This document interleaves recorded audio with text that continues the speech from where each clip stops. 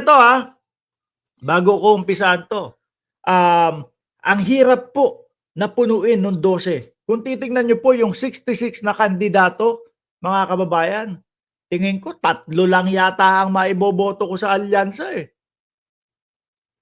3 lang po ang maiboboto ko sa alyansa, mga boss, 'no?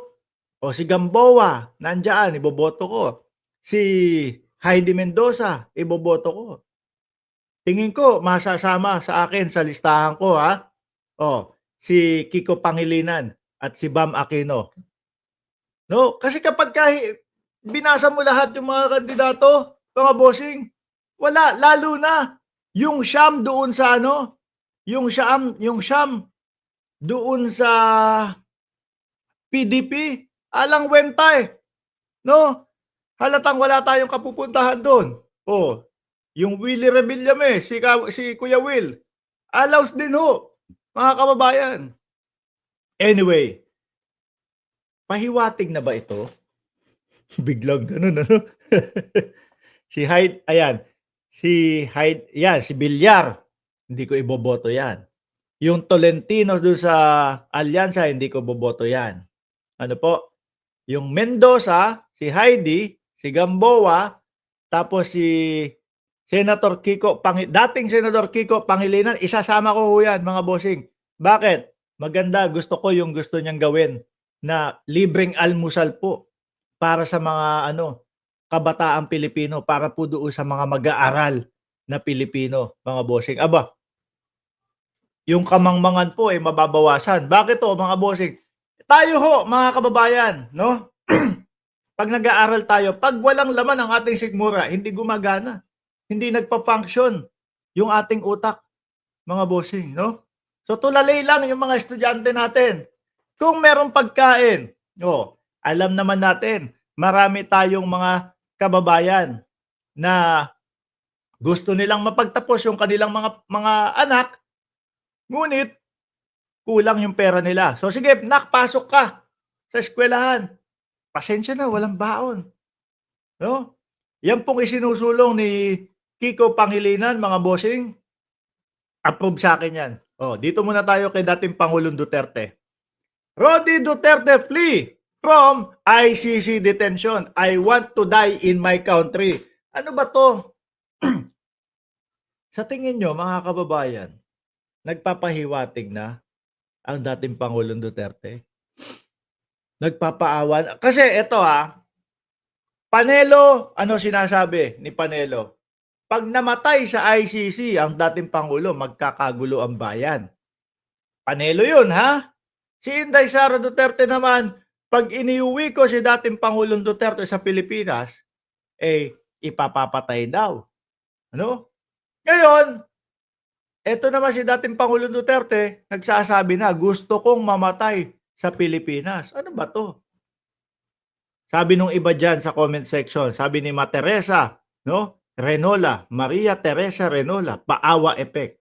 Sabi ni silent viewers, true, pero need pa ni Doc Willie mag-recover. Si Doc Willie pala yun, no? Tapos meron pa isa nakita dito, Rodi Duterte, please, plea from ICC detention. I want to die in my country. Or siguro nagpapaawa lang talaga. Kasi parang parang si dating Pangulo na tingin natin, astig, matigas, no? Talagang rektahan kung magsalita. Ngayon, iba na. Napansin nyo yung sa Hong Kong? 4 na araw, no, bago mapunta sa ICC si dating Pangulong Duterte. Doon sa Hong Kong, iba. Matigas siya, no? ICC, sabi nila meron akong warrant sa ICC, matigas, di ba? Nakatayo pa, mga 45 to 50 minutes. Pero pagdating na sa ICC, nagumpisa nang parang nagpapaawa. Kasi 4 na araw lang yung pagitan Biglang sabi, my name is Rod. Ang haba. Sayang ho yung oras natin pag tinapos ko sige.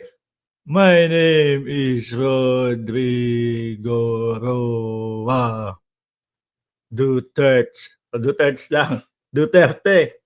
No? Tapos, pagkatapos nung hearing na yon, 2 araw naman, mga kababayan, Dalawang araw naman, okey na ulit yung interview kay dating Pangulong Duterte.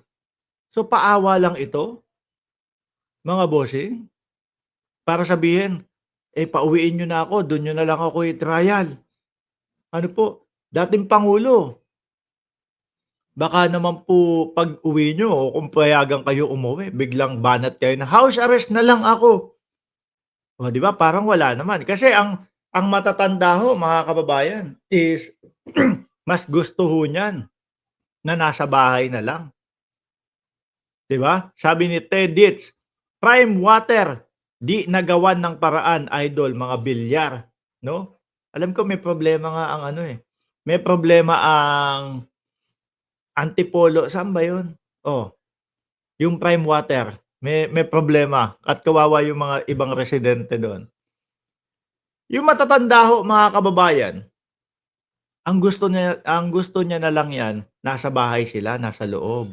Kaya dapat siguro hayaan na ang dating Pangulong Duterte doon sa ano, doon sa ICC. At least 'pag inuwi 'yan dito sa Pilipinas kung sakali, gagamitin na naman ho 'yan nung mga kandidato nila na tumatakbong senador, 'no? Pagod na naman ho 'yan, baka dito matuluyan 'yan o baka sa Pilipinas lalong matuluyan 'yan. At least diyaan, ang nakikita ko, mas mahaba ang buhay ng dating pangulo. Bakit? Pahinga, 'no? Sabi nga ni Boss Mike Cervera, "Katuga, kain, tulog, wala nga lang gala." Meron sila doon sa likod ng, ICC, yung laruan, yung fresh air, 'di ba? Sabi ni Mel Alarcon, pero yung gala wala, 'no? Pero siyempre kapagka naman ho nakadetine sa kanyang bahay ang dating Pangulong Duterte, hindi naman din po puwedeng igala 'yan. Pero mukhang malabo ho, Dahil po ano ang sabi ng ICC, 'no? Ano ang sabi ni Attorney Cristina Conti? 8 taon ang pinakamabilis na kung maa-acquit ang dating pangulo, doon maiuuwi. Pero kung hindi, wala, doon na 'yan sa ICC, mga kababayan. Doon na ho 'yan sa ICC, mga bossing. 'Di ho ba? Ang dapat nilang pokusan dito, humingi sila ng request. Lagi ko sinasabi 'to, humingi kayo ng request, 'no? Sabihin niyo, "Puwede ba kaming mag-request? Puwede bang monthly ang hearing ng dating Pangulong Duterte at pagsama-samahin yung 3 sanang." Kasi kung ganito ho 'yan, ano, kung every 6 months ang pagitan ho ng hearing niya, aabot 3 hearing pa lang, 1.5 taon na, 'di ba? Hilingin niyo, yung dating pangulo namin, kaya pa ng kahit na 6 na oras 'yan. Kada hearing dala-dalawang oras lang, Kaya pa, pagsama-samahin, 6 hours, isang hearing po 'yun. Tapos next month ulit. Baka tapos na agad 'yan, 'no? 1 taon. Sabihin ninyo, humihiling po kami dahil po yung aming kliyente, nakita niyo naman 80 anyos na. Kung sakali na mapatunayan na kung sakaling mapatunayan na siya po ay hindi guilty, at least pag-uwi, at least ma-enjoy niya pa yung mga natitirang araw ng kanyang buhay. 'Di ba? Sabi ni Predon 21, "Ikaw na matalino, ikaw na masusunod." O sige, sa ICC na lang ang dating Pangulong Duterte. Kung ako masusunod, diyaan na lang sa ICC para hindi nagagamit nung kanilang mga senador, 'no? Para hindi naman kawawa na pinipilit, na umattend doon sa kanilang mga hearing at yan po ay galing sa bibig ni Robin Padilla. Paano pong hindi natin masasabing pinipilit, mga kababayan? Tao chance na 'to, pang ano na lang yan, pang timbahay na lang ho yan. 'Di ba? Hindi mo na para pasamahin pa doon sa mga political rally, doon sa mga campaign rally nila. O 'di ba? Kaya lang no choice kasi yung Team Suka. Kung di, kailangan sumama ang dating Pangulong Duterte. Kung hindi, etong basketball court na nirentahan natin, hindi natin 'to mapupuno. 'Di ba? O tingnan niyo na lang ho, mga kababayan, yung kanilang ano, yung kanilang mga audience doon sa basketball court nila. Hindi ho kagaya ng Inares yun, na merong mga ano, na may mga patrons, may mga ano, higher level, gano'n. Hindi. Yung mga nirerentahan ho nila, yung kagaya ng mga basketball court doon sa inyong mga barangay, mga kababayan. No, hindi ho nila mapuno yun. 'Di ba? Sabi ni Materesa Renola, hindi pa yan mamamatay dahil kailangan niya pa pagbayaran ang masasama niyang nagawa. Sabi ni Loyalist Romy Escalera, sabi ni Bongo, di dapat pinakulong dahil matanda na raw. Yung matanda na nagnakaw ng mangga, 80 years old, pinakulong. O, di ba? Hindi ubra yung mga ano nila, yung mga pa-eme-eme nila dyan. No. Meron at merong maibabalik sa kanila ang sambayan ng Pilipino. Sabi ni Batanggenya, Baitik, matagal mamatay ang masamang damo. O, biruin nyo. Sabi ni Angela Hero, basta ako 10, 10 sa alyansa sa akin, no? Walang Aimee at Bilyar, kapalit nila Heidi at Mark Gamboa. Walang padapa. Baka mabiktima ka nung ano, no si Tolentino. Biglang lumilipad yung pabalik, no? Nagba-butterfly yun. Baka sabihin mo sa akin, Lods, dapat sinunod kita. Bakit? Kasi nag-butterfly si Tolentino. Bumalik doon sa kampo ni Digong. Oh, ha? Tayo, ang tagal na po natin mga sinusubaybayan niya mga yan.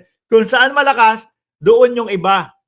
No? Kung saan yung matatalo, aalis muna sila doon. At pansamantala, babalik din doon sa kanilang kung ano yung pinipintig ng kanilang puso. Anyway, mga boss, chief, amo, sir.